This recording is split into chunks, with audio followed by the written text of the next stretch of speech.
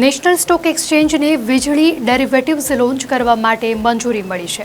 સેબીએ આ મામલે એનએસસીને લીલી ઝંડી આપી છે, જેથી હવે સામાન્ય લોકો વીજળી કંપનીમાં ટ્રેડ કરી શકશે. મળતી વિગતો અનુસાર નેશનલ સ્ટોક એક્સચેન્જને પાવર સંબંધિત ડેરિવેટિવ્સ લોન્ચ કરવા માટે સ્ટોક માર્કેટ રેગ્યુલેટર સેબી તરફથી સૈદ્ધાંતિક મંજૂરી મળી છે.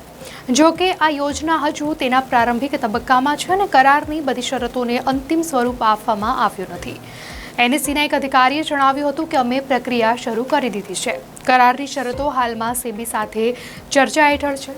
આ પ્રોડક્ટ લોન્ચ કરતા પહેલા ઘણી તૈયારીઓ કરવી પડશે. ઉલ્લેખનીય છે કે વીજળીનું સ્પોટ માર્કેટ સેબીના કાર્યક્ષેત્રમાં આવતું નથી, પરંતુ ડેરિવેટિવ્સ માર્કેટ પર સેબીનું જ નિયંત્રણ રહેશે. એનએસસી માને છે કે ટેકનિકલી મજબૂત હોવાથી તેને આ નવા બજારમાં ફાયદો થશે. એનએસસી તરફથી આઈપીઓ વિશે પૂછવામાં આવતા કંપનીએ કહ્યું કે આ મામલે અત્યાર સુધીમાં સેબી દ્વારા કોઈ જવાબ નથી મળ્યો. એનએસસીએ draft red herring prospectus file કરવા માટે નો ઓબ્જેક્શન સર્ટિફિકેટ માંગ્યું છે.